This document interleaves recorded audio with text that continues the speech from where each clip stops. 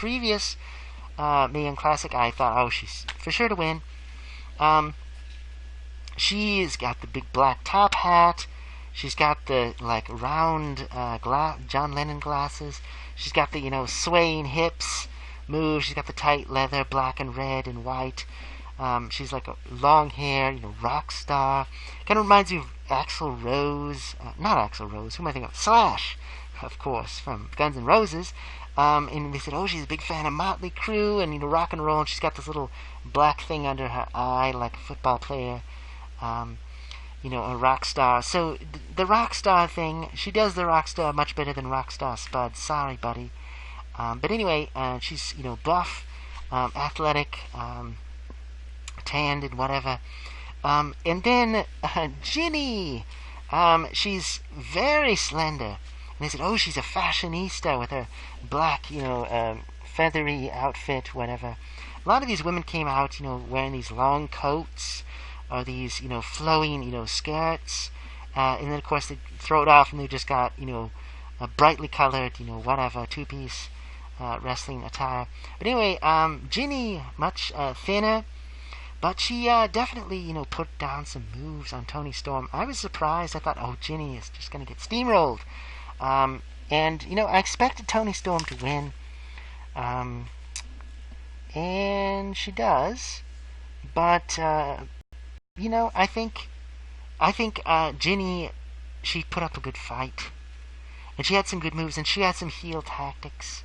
So I think this was all right. I think Toni Storm is going places. She went right to Shimmer right after the Mae Young Classic, the first one. She definitely has a good look. She's conventionally attractive, and she's also got kind of a unique, character.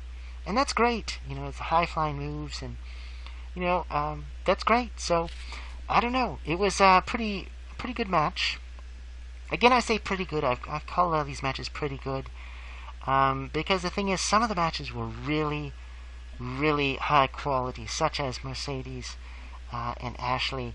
And others were just kind of like, whatever. But none of them were really terrible, and that's good. So I don't know if they had other matches that were lackluster and they left them off. But they definitely picked talent, knew what they were doing. And even the rookies had, somebody that was good to kind of carry them along. So that's good. So good casting. Yes. Match number 11. 11. Turn it up to 11, my friends. Because we have Karen Q Public? I'm not sure.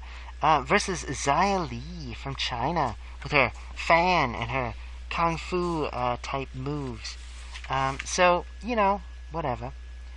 I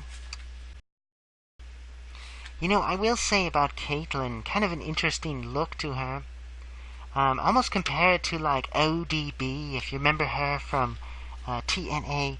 And not anything to do with her character, but just a really strongly built woman. Large muscles, tattoos, and obvious surgical enhancement of the pectoral region. I'm not going to say, well, she looked lighter. Get yourself in trouble. But just kind of reminds me a bit of Beth Phoenix when she first debuted in Shimmer, that first volume. Just kind of like you sort of see her in one context and think, oh, she's a model. She in another context, you're like, oh, she's a weightlifter. She's a boxer. She's a bruiser. So I don't know if she always looked like that, but she definitely had some believability to her as far as strength, but very, very different look from most of the other women. Because she's from a different era, really. So there you go. So I'm not critical of people's looks. I'm just pointing out what they look like, and I think you need different looks in women's wrestling, just like in men's wrestling. If everyone looks the same, except for a different hair color, different ethnicity, it's kind of boring. Really, you need variety, not just to gawk at. Their whole personality and style needs to be different, and I think that shows, that really women's wrestling is its own thing. It doesn't have to be just a spin-off of men's wrestling, a sideshow, a bathroom break, or whatever, a gimmick. It can be its own thing. So what's the difference in this match that makes it stand out from others? Well, Xia Li is from China. But guess where Karen Q is from? Chinatown! USA! That's right. So they're both Asian, but from different parts of the world. And Karen Q is bigger and stronger looking. And, they have them both do their little vignettes. And, it's like Karen Q is an American. She's got an American accent, an American attitude. And, at first you think, oh, she's going to be this, happy, cheerful, and then here comes the, evil foreigner. But actually, no, it was the opposite. Xia Li was kind of tricked by Karen Q, and she's kind of a bully, kind of a thug, kind of a cheater, kind of a mean person. And the crowd turns against her and goes for Xia Li, and Xia Li, fights back with a vengeance. And as so often happens in these sorts of situations in wrestling, the underdog prevails. The slightly smaller Chinese woman defeats the Chinese American. And even though the American audience is like, ah, they're also like, yeah, because, heroism, loyalty, hustle, and respect. No nationality. And so, good match. The two of them had, their own styles, but they both did the little kung fu thing and the bowing and it was fun. They played it up. So it wasn't totally stereotypical. I think they were trying to sort of both play to stereotypes and shatter them with this match. So, good for them. And so we move to match number 12, the main event, if you will, of episode 3 of the Mae Young Classic. AK-47, Allison Kay. Here she is, Last time I saw her, she was busted open. For real. Blood pouring down her face, caked on with her makeup, signing autographs. Poor woman. Couldn't get her match with Shazza McKenzie. I know she'd done other things since then, but it's like, So here she is again. And she looks like a giant among these women. Very tall. Not that bulky, but, she's definitely been working out, you can tell. And she, does her pinkies up. I'm glad that she kept that gimmick. She kept her name, she kept her gimmick. That's a sign of respect there, right there. They didn't totally change her.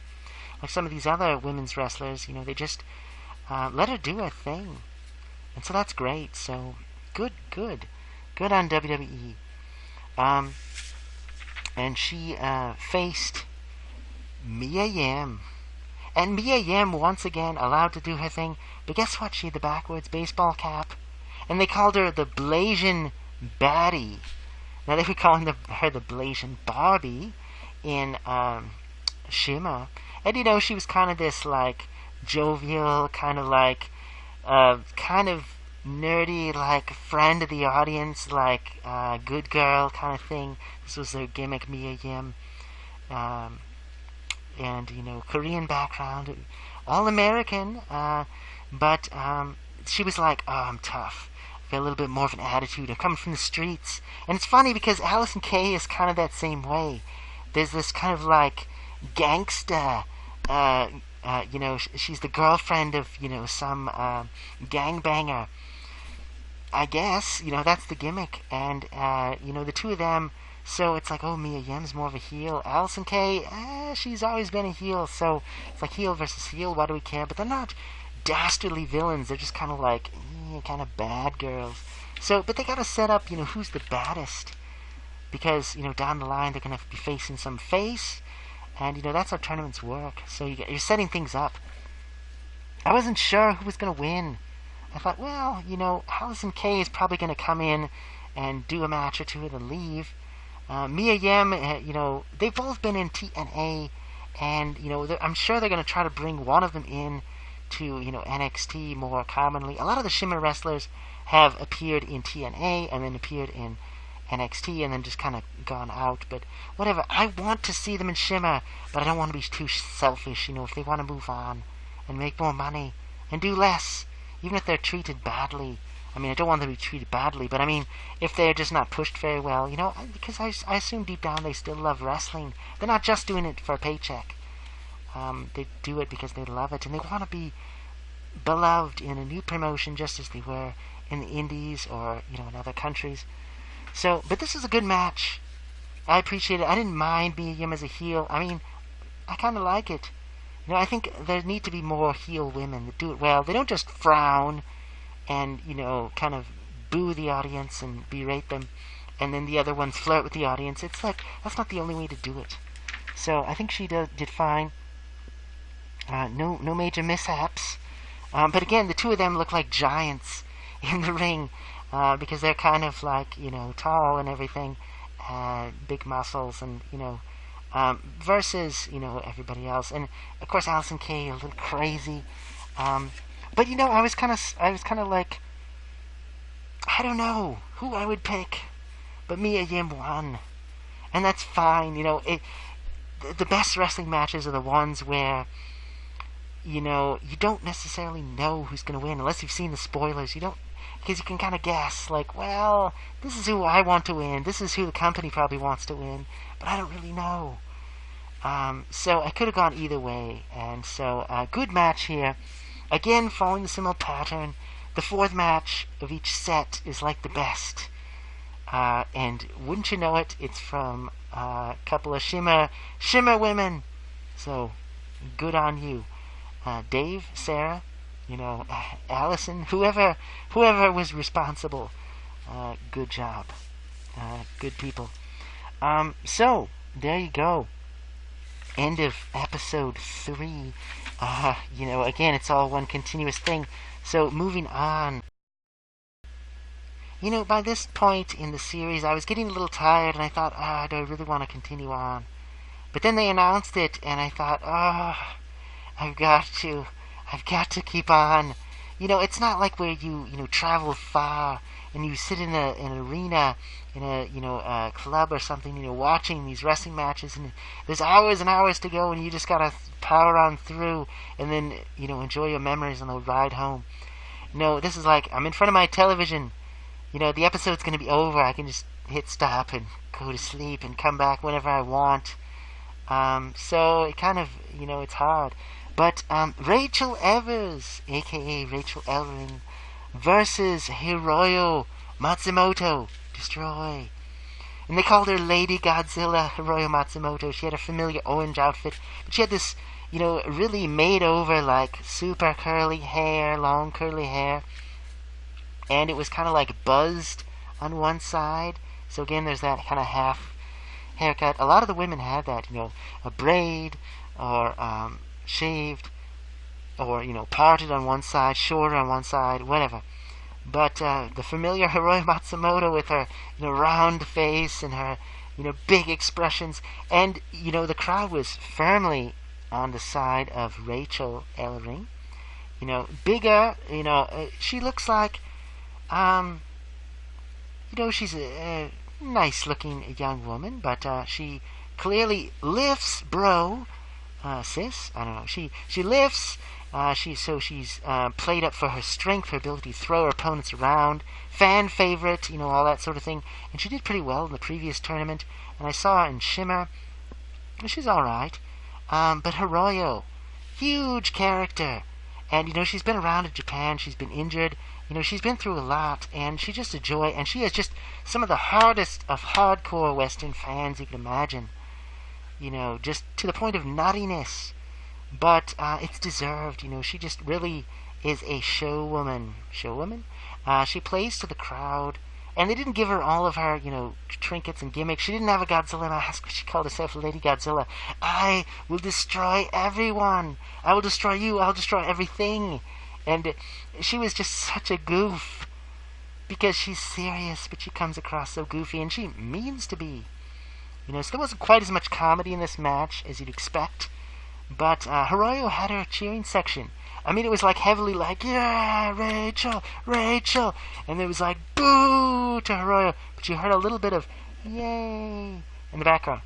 Those Shimmer fans, I'm telling you, because they loved Hiroyo. And I love Hiroyo. And even though we were rooting for her to lose, secretly, we wanted her to win. So, I was surprised. I was honestly surprised by this match. This was a good match, and, they kind of broke with tradition because this is only match 13. The last part, the first part of episode 4, losing track of the plot here, but I gotta press on. I thought, obviously, Hiroyo Matsumoto is gonna lose. She's gonna be the Japanese villain. She's gonna be the goof. She's, not gonna win any friends, and Rachel is gonna be the fan favorite and win. But I was wrong. And I'm glad I was wrong, because Hiroyo Matsumoto destroyed. And there were a lot of really good moves, because it's like they'd start to do one move, and, sometimes you can tell they're like, just kidding, and we're going to do this other move. But it was just like, boom, boom, boom. It was just so smooth, the transition from one move to the next, and it didn't look like a botched it and they had to do something else. It was just like they planned this, and it was just so well choreographed. And so kudos to both of them, especially Rachel, because, she's much more of a rookie than, Hiroyo is a veteran. So they just did well, and it just came across as, they're both, fairly even in size, so another matchup that'll draw money. But mainly for Hiroyo.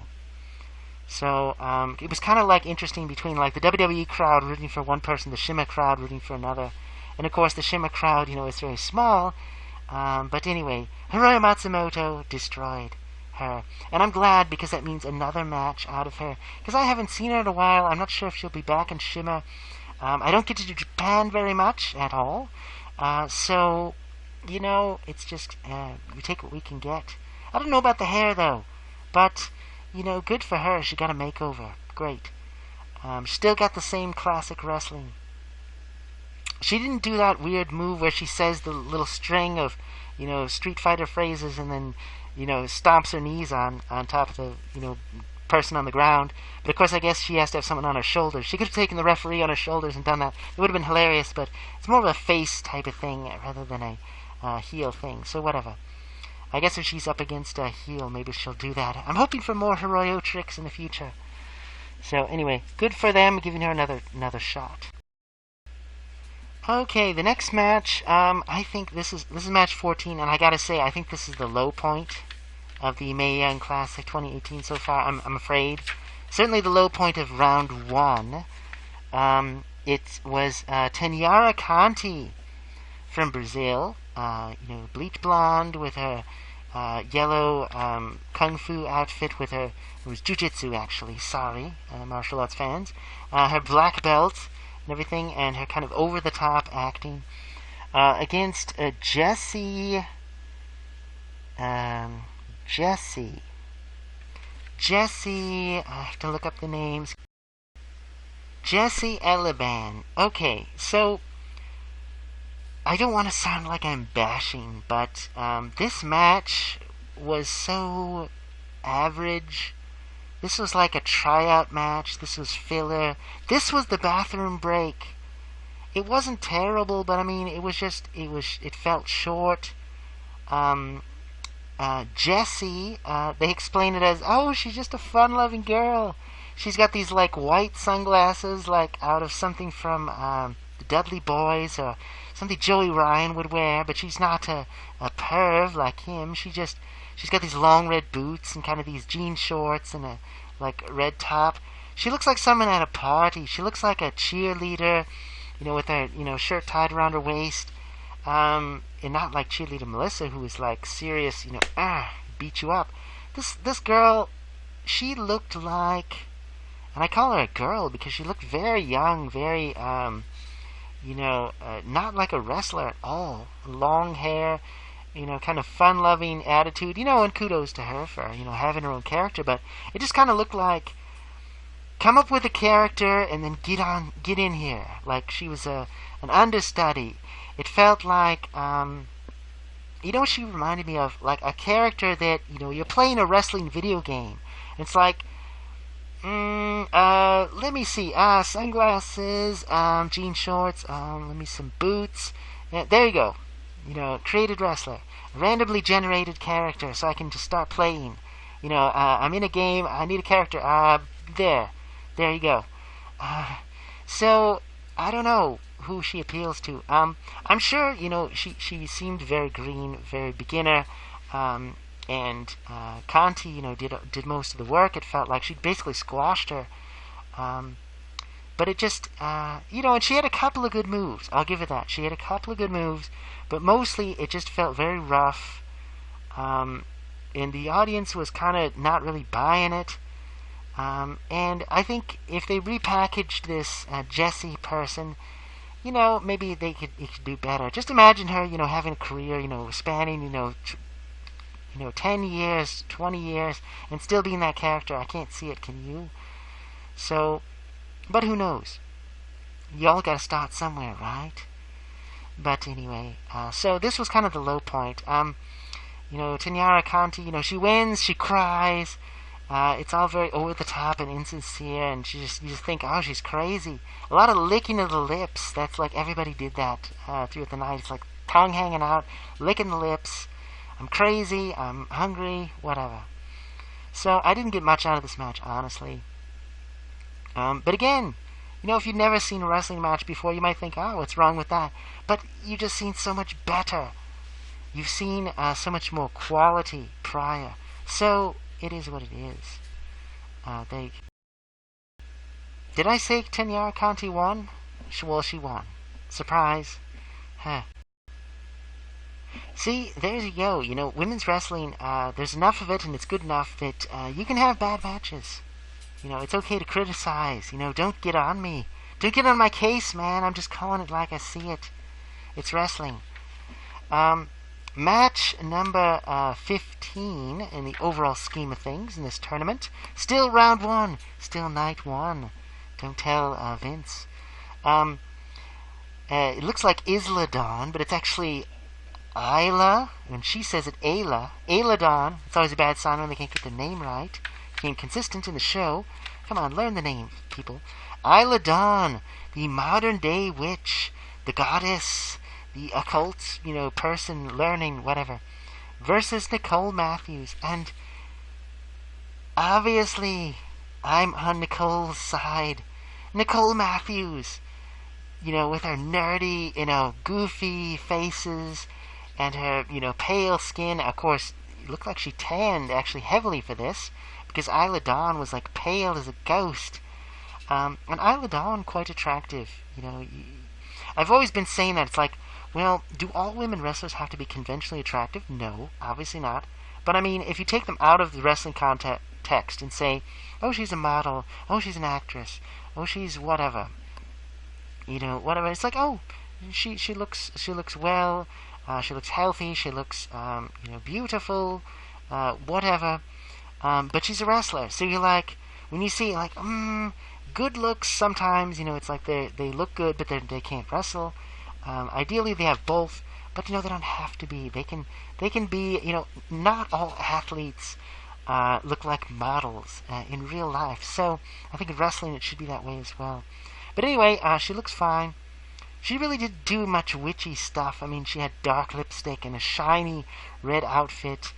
But Nicole Matthews, and of course it's funny because they said, well, Ayla Dawn, she's actually Scottish, and what is it?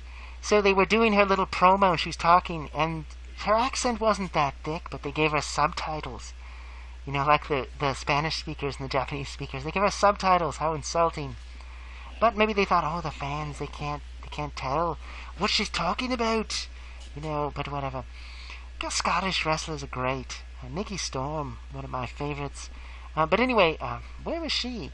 But anyway, so Isla Dawn, she seemed as green as grass, and Nicole Matthews carried her throughout the match. I felt like, Nicole Matthews, gosh, she wasn't as evil as she normally is. They went in for the handshake, because they do the handshake before each match, and she kind of held on, and you're like, oh, is she going to do the heel thing where she, haha, shake it, just kidding, I got you, and then do a move?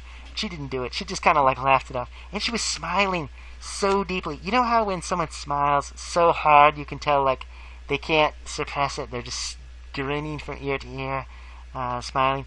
Nicole Matthews was doing that. It was hilarious. Because, she does her, like, faces, she tries as hard to scrunch up her face and look as goofy as possible. Especially when she's being bad and nasty and mean. And she's always hiking up her pants, because her pants are always kind of falling down. She's kind of pulling up her pants. So, it just becomes a character thing, just kind of like Ric Flair would always do that. It's like, why don't you get some clothes that fit? It's like, I don't know, you just do it. You're rough and tumble. Nicole Matthews describes herself as a tomboy. They tried to make her more, feminine over the years, but whatever. She's definitely, solid. She's got some muscle on her, even though she's, kind of lanky. But she did most of the fighting, I felt like, in this match. There were a couple of good moves from Isla Dawn. She stomped on the chest of, or the stomach of Nicole Matthews, and she bounced off and she stomped on the mat. So it was like, boom, boom. It was kind of cool. It looked painful.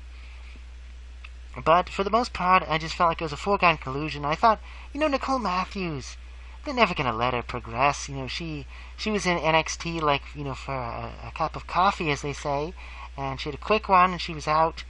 But she actually did well here and she won, and it was just kind of like, yeah, and you could tell that she was so happy to be there. It was just infectious.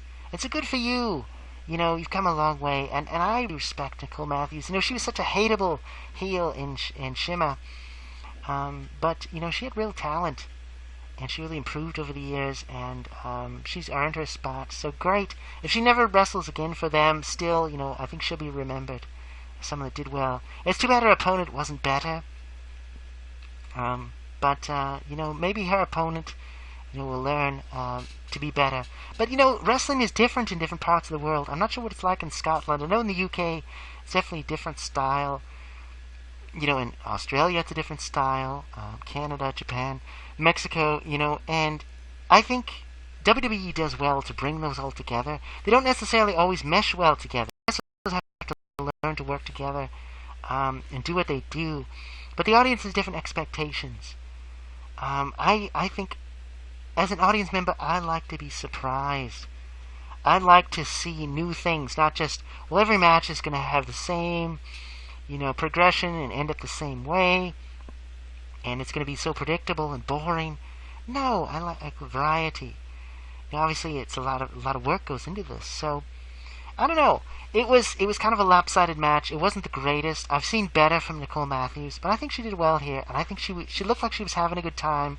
And as a fan, I appreciate that when wrestlers are having it. So good on you, Nicole Matthews, and Isla Dawn, keep practicing.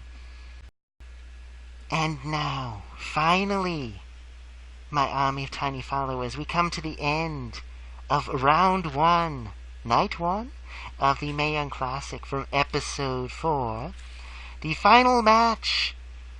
And based on previous patterns, this is going to be the best of the set, and sure enough, it is. Io Shirai, that's right, versus Zaya Brookstone? Zaya Brookstone from the UK. Now, I'd heard a lot about Io Shirai. Now, I've only seen a couple of matches from her real sister, at least her kayfabe sister, maybe her real sister, Mio Shirai, Joshi Mania in Chikara, special, multi-night special, Mio Shirai, I forget there was some heel faction in Japan, and they were kind of like slinky, kind of like femme fatale kind of wrestlers, and she was pretty cool, but I thought for a while, oh, maybe they just changed her name. It's like, no, it's her sister. And I read about her story, and it was something like she got in trouble for drugs, narcotics, illegal substances, and they said, it turned out, someone just planted them on her, and he thought, well, that just sounds like an excuse, but really it was, unfortunately there are drugs in the wrestling world, but someone who was trying to smuggle them basically with her luggage. It wasn't her fault. Eventually she was exonerated. They gave her another chance. So that's good. Good to hear. Because I thought, well, it's so sad, kind of like Bull Nakano comes to the States, gets deported or banned because of, engaging in a little partying that shouldn't have been going on. But Io Shirai, and she comes in and she's very different than, say, Hiroyo Matsumoto, because she's much more serious. Like, I'm gonna do this. Her English is a little better. She's not being goofy. She's just like, this is serious. When she talks about Japan, she calls it Nihon, and I don't know much about the Japanese culture, but when Hiroyo calls it, it's Nippon. And I guess there's some kind of controversy out there about, like, well, do you say Nippon or Nihon to say Japan? Is it like USA or USA? Like, one's more aggressive. Who knows? Whatever. But I didn't know much about her and her wrestling style. But I knew there was a lot of hype, a lot of podcasters. I had to stop listening to Don Tony and Kevin Castle and Solo Monster, Jason Solo Monster. I had to stop listening to them because they were starting to talk about this stuff, and I thought, I don't want any spoilers. No spoilers. But they were like, Io Shirai, yeah, she's good. Okay. All right, let's see. I didn't watch any of her matches. Sometimes, I hear about a wrestler is going to be in something, and it's like, I don't know that wrestler. Let me watch a couple matches online, see how they are. Oh, interesting. And then I have kind of an idea what to expect. But with her, I didn't bother to do any research at all, except for that thing about the drug thing. That was kind of interesting. But, so anyway, she comes in, and it's just like, I'm going to come, kick butt, take names, basically, kind of thing. And then we got, Zaya Brookstone. She looks like green as grass. But unlike Jessie Elba, she actually put some effort into her costume. She had this little blue number, kind of like a half haircut again. With she had the Kool-Aid hair that we saw in a Shimmer Eye pay-per-view some years ago, with a pink and greenish blue mixed together, the different things, and very sparkly eyeshadow. And her dad was in the audience. He said, oh, he's never seen her wrestle before. I kind of doubt that, but whatever. But anyway, I mean, some wrestlers, it's like, well, I don't want my parents to see me until, I made it to the big time, whatever. But she's very slender, very fast. And this match reminded me of my own experience, not wrestling, because obviously I'm not a wrestler, but playing video games. Yes, playing WWE 2K14. Reminded me of when I started, because I started after the game had been out for a year online, playing ranked matches. I didn't know what the heck I was doing, but I thought, you know what, I'm going to lose, so I'm just going to come out swinging. I'm going to hit him with as many moves as I can, and then I end up getting crushed the rest of the match. But sometimes I can take him by surprise. So that's what Zaya Brookstone did. It's like, shake hands, and ready, set, split second, and then she's just pounding away and slapping her around and throwing her to the ropes, and they're just like, good for you. Because, it's like, she knows that the audience knows this is a rookie. She's young. She's the youngest person here. They kept talking about, she's only 19. Just like Brittany Knight when she was starting. It's like, she's going to get destroyed. She's going to get... She's going up against one of the world's greatest. The cream of the crop, the Japanese women. They're known for their strong style. She's going to get crushed. The high-flying genius, whatever they want to call her. Genius of the sky. But she just went out swinging, just threw her down, and she did a bunch of stuff. But then, just the hugest smile comes over the face of Io Shirai, and she's doing moves to her, and she's just smiling like crazy, and you could just tell she's having the time of her life. And it was just like a classic wrestling, like pre-pay-per-view kind of thing, where, okay, here's the jobber against the Ultimate Warrior, and he does every single move, and just tosses him around like plaything, and then puts his foot on him, and it's just a total beatdown. But at the end, Io Shirai, she hugged her. She helped her up. Very honorable, very face, thing. So even though the Japanese women, they have these great characters where, you got the heels where they're just evil. They're just brutes. They just want to torture and destroy. But then you've also got the kind of edgy faces where they're just like, I'm going to beat you within an inch of your life. But like Fight Club, I'm gonna help you up and say, my brother, my sister, my friend, give him a hand. He bled, he bled well under my fists. Kind of thing. It's like this warrior code. It's a drama. But Io Shirai, they did this great camera angle where she's up on top of the turnbuckle. You don't talk about the specific moves, you just see the match for yourself. But she gets up there and she does a moonsault, but it was just from this weird angle where it's just like, it looked like she went like halfway across the ring and just splashed right into her. With the knees, not bouncing off, and just very tight, very smooth, very just, yeah.